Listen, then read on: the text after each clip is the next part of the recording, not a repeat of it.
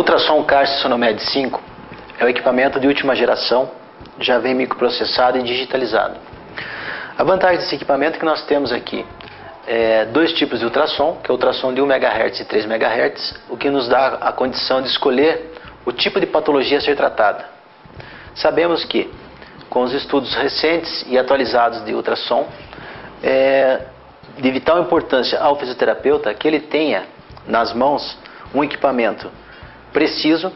ajustado de acordo com as necessidades terapêuticas e de acordo com os tipos de patologias a serem tratadas, principalmente em termos da escolha de frequência de 1 MHz ou 3 MHz. A princípio,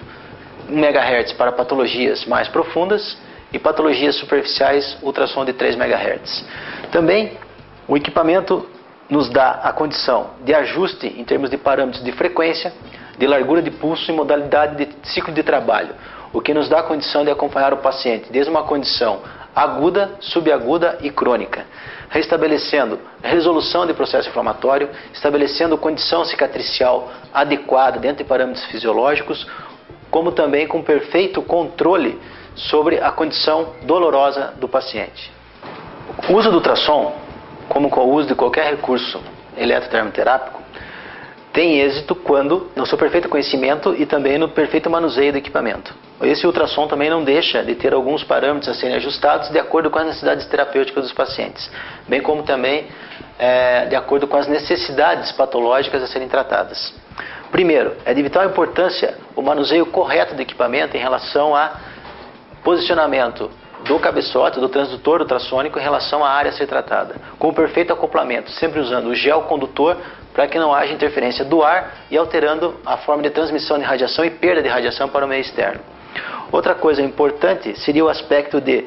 tempo de estimulação e área de estimulação, principalmente em termos de área de estimulação. Hoje trabalhamos especificamente com uma área de estimulação em torno de 5 centímetros de quadrados de área, com alcance de no máximo 75 centímetros quadrados de área. Então por isso é importante que o terapeuta delimite uma área de no máximo 75 centímetros quadrados para que proceda a aplicação sem que haja perda de energia sônica ou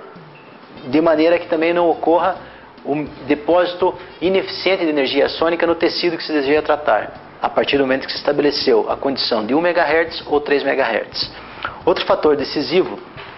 em relação ao uso do ultrassom são com os cuidados em relação ao equipamento, no tipo de patologia a ser tratada, como também nas condições que devem ser evitadas com o uso do ultrassom. Esse ultrassom permite o tratamento de superfícies irregulares, permite o tratamento de forma subaquática, como também permite o tratamento de áreas distais por via reflexa em termos de inervação segmentar. As indicações específicas do ultrassom estão relacionadas aos processos inflamatórios que envolvem as estruturas osteomioarticulares, principalmente em termos de dano funcional e lesões traumáticas e lesões da prática desportiva, onde podemos citar as tendinites, as contraturas musculares, as bursites, as tendinocinovites, como também os estiramentos musculares e processos contusionais gerais. Também pensando um pouco no lado de contraindicações, temos que levar em consideração o fator de idade do paciente, ou seja, crianças não são contraindicadas ao uso de ultrassom, principalmente nas cartilagens e epífises de crescimento, áreas cardíacas, áreas de globo ocular, útero grávido, zonas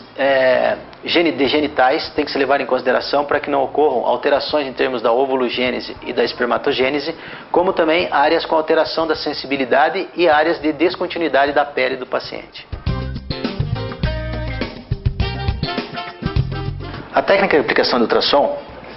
vamos estabelecer o tipo de patologia a ser tratada. Por exemplo, nas bursites de ombro. Bursites de ombro são patologias que estão num plano tecidual mais profundo. Então programamos o equipamento na faixa de 1 MHz. Suponhamos que seja uma patologia crônica, escolhemos a forma de transmissão contínua. Estabelecemos um tempo médio em termos de 5 minutos de aplicação na área, com uma faixa de intensidade em torno de 1,5 watts por centímetro quadrado. Sempre, como cuidado na aplicação de ultrassom, estabelecemos o uso do gel para acoplamento, para que não haja perda de radiação sônica para o meio externo, o que também nos dá uma maior vida útil no cabeçote e no cristal do cabeçote do ultrassom, e aplicando sempre de forma lenta, com perfeito acoplamento, uma discreta pressão sobre a área em movimento circular superposto e constante.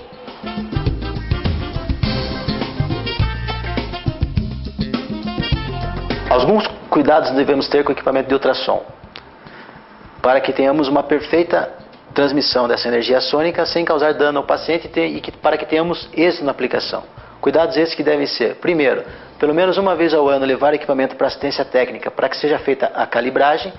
e, novamente, a reorganização em termos da transmissão da energia sônica. Isso deve ser feito por um serviço qualificado que tenha estrutura em termos de equipamento para essa calibragem e realinhamento em termos de transmissão. Um outro cuidado importante é evitar que esse transdutor não perca contato com a área a ser tratada,